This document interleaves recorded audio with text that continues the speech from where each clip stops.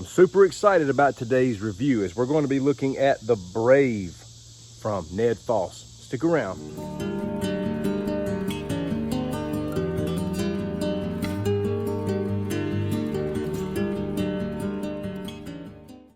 It's been quite some time since I've done a full-length knife review, so I'm really stoked to get the chance to do this one. I've put a lot of knives on display in YouTube shorts, and I will continue to do that. But this blade right here deserves nothing less than long-form content. This is the Brave from NedFoss. I think that is absolutely sharp looking. I love the shape of the blade. In fact, this is my favorite blade shape. I guess that would be a clip point. This is my favorite type of blade shape, favorite type of knife in general. My favorite knife, believe it or not, used to be tracker style knives, but just over time I have come to like these classic models the best. And as far as budget blades on Amazon are concerned, I think NedFoss are some of the best. I've never seen a NedFoss knife design that I did not like, but this one is next level.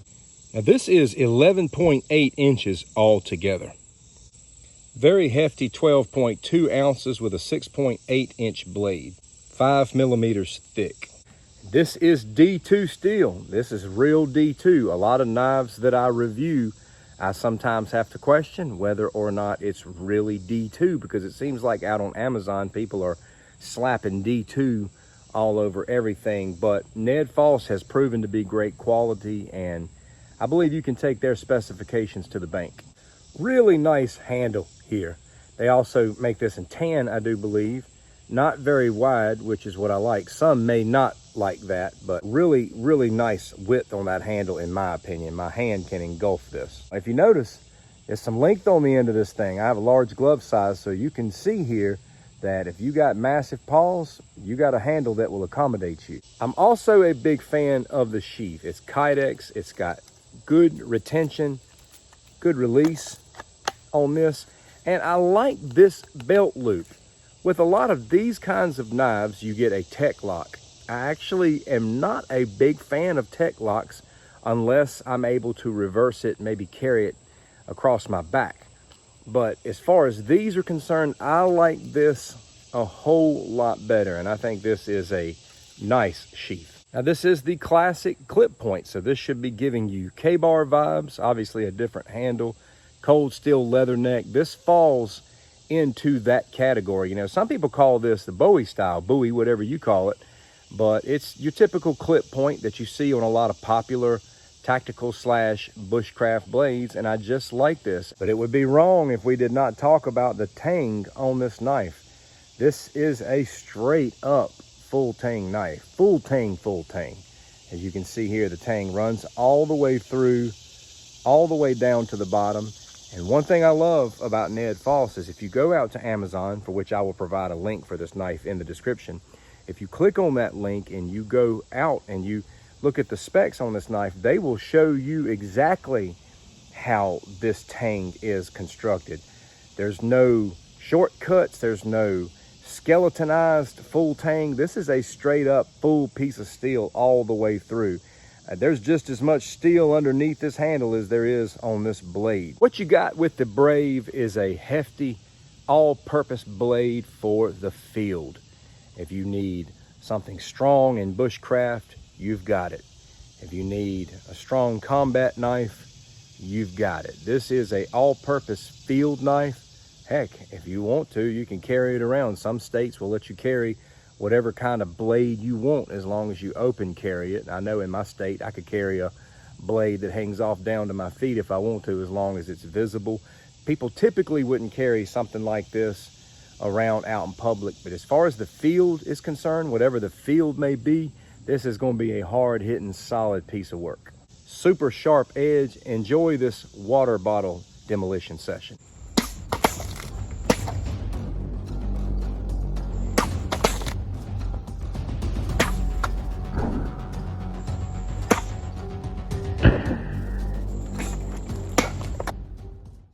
It's got a sharp spine back here, so you know it's going to be okay for a ferro rod. Let's take it through a hefty limb here. Look at that right there. Look at that cut. Let's carve. Obviously a Very sharp edge on this. As you can see, I just want you to see this cutting in here to this wood and how it bites in. Real nice carve, nice and sharp. Nice tough spine.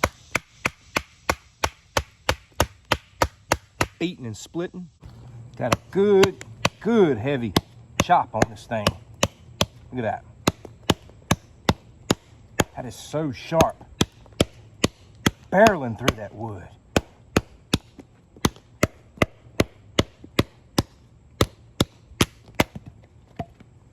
It's like a really good strong tip.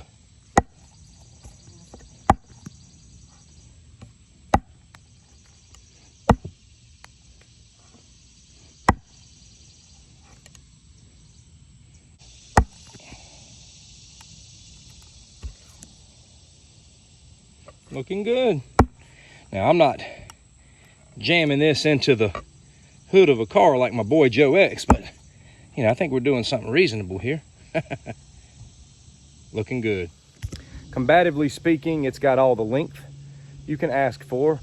I've reviewed combat knives with a 4-inch blade, and I'm like, this is a killer combat knife. And people will come in the comments and say, no, I don't like that. That's too short. Well, you won't have no problem here. Yes, I'm going to throw the Brave, but do yourself a favor if you're going to throw your knives. Protect those beautiful scales. Take some hockey tape and wrap it around the scales if you're going to get out and throw it. Hockey tape's not expensive. You can get it. You can secure your handles if you've got a certain knife you want to get out and throw. It'll keep them from getting scratched up, even broken. And just wrap it a couple of times. And that way when you throw your knife and you miss, which is very common, you won't destroy your beautiful scales. But this baby's full tang and D2 strong. It can handle some throws. Woo! Spot on, very well balanced.